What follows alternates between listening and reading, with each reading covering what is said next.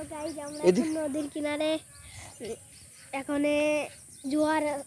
জোয়ারের সময়, তা আমরা একটু ঘুরতে এসেছি। আর কি বলবো, সব জায়গার দৃশ্য আমার এই বন্ধু দেখাবে।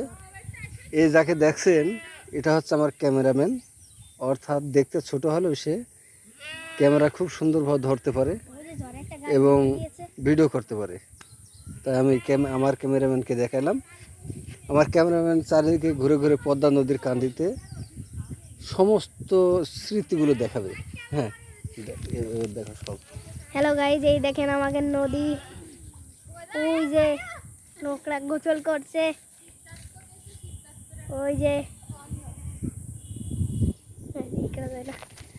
এই যে আমার বন্ধু, এই যে আমাদের পানি।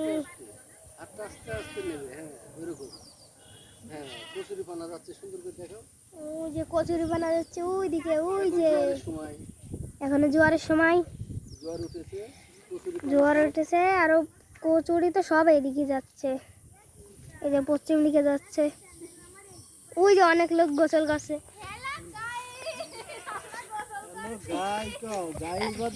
এই যে এরা হাসাহাসি করতেছে।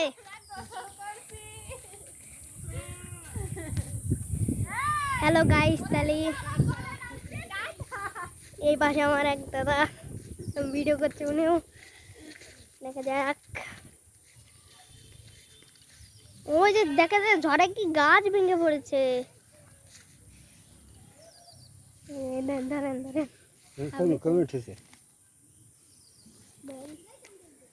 আমার বন্ধু তোমাদের সবাই ঘুরে ঘুরে দেখালো। এটা আসলে পড়ন্ত সন্ধ্যাবেলা। এখন আমরা দুজনে নদীর কিনারে এসেছি। এই নদীর কিনারে জোয়ারভাটা নদী।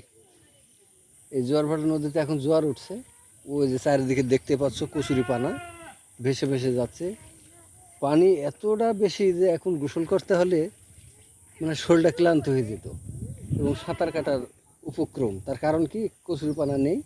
যখন জোয়ার নেমে যায় এই সময় কিন্তু কচুরি পানাতে ভরে যায়, গোসল করে মজা হয় না।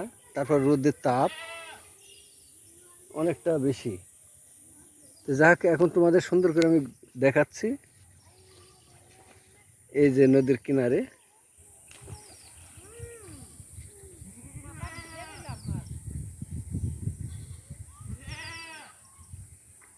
ওই যে কচুরি পানা যাচ্ছে ভেসে ভেসে। এখন পুরো জোয়ার,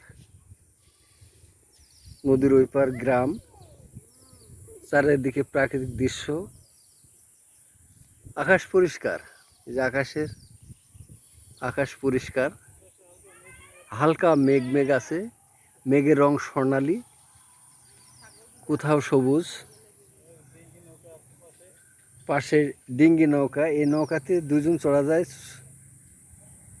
মেলা লোক চললে সমস্যা আছে, দুজনে ভালোভাবে চড়া যায়। এই যে পাশে বাঁশঝাড়, ও যে আমার এক বন্ধু দাঁড়ায় আছে। এই যে বাতাসে দুলছে, দেখতে অনেক ভালো লাগছে। ছাগল ভ্যাঁ ভ্যাঁ করছে, ছাগলের মায়ের ডাকছে।